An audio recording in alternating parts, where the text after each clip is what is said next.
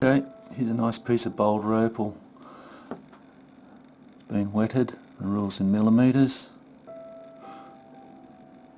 can see how large it is. That's the stone across there.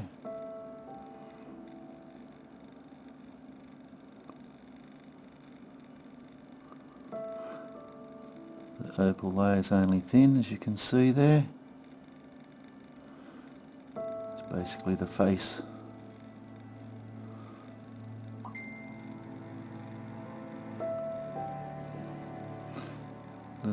Couple of little flecks in there, matrix sort of material. Whether that goes anywhere, I doubt it.